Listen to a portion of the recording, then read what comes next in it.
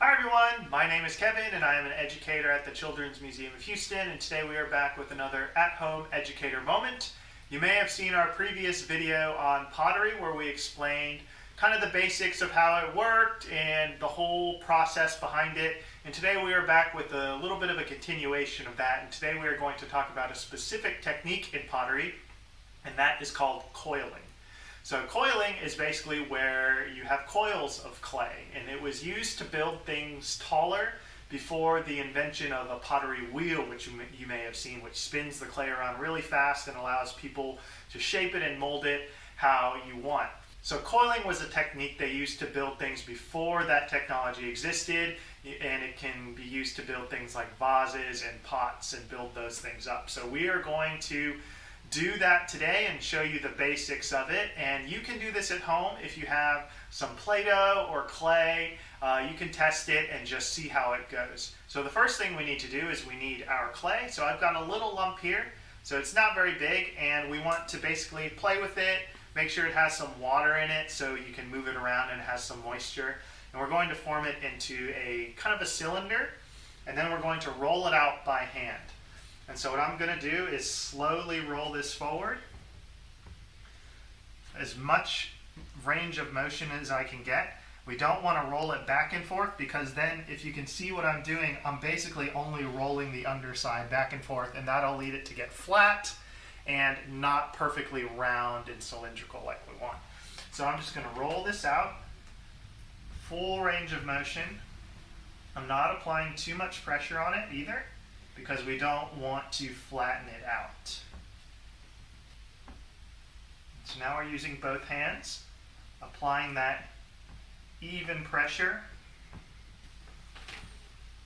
And you can see what I'm doing at the end is I'm kind of spreading out my fingers, and that just allows even pressure to go along the whole coil.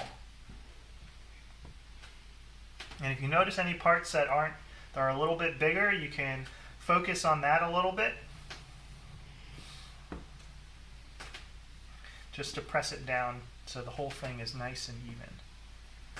This clay is a little bit older, so it has a few cracks.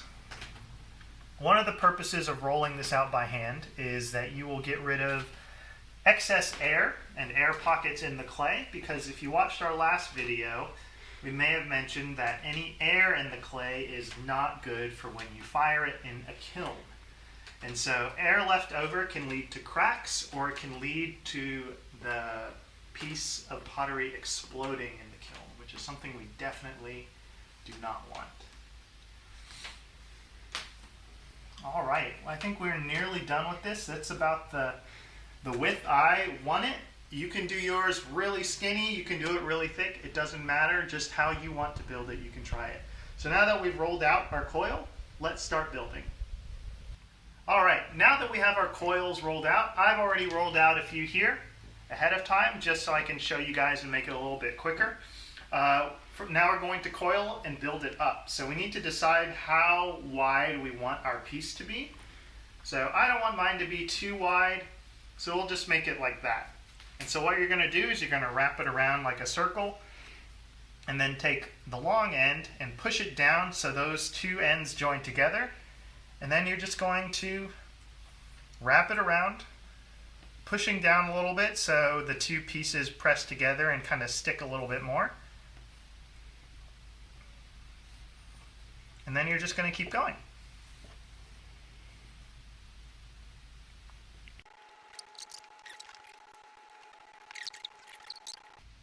Okay, we have finished building our coil structure. As you can see, all the coils have wrapped around to build something tall. This clay is a little bit on the dry side, which is why it cracks, so I apologize for that, but it kind of gets the point across of what we're trying to show. And basically all you would do after this is smooth it out with something flat. That way you can get rid of the coils, and that way it blends nice and smooth. I have an example here. So this was something that was built with coiling.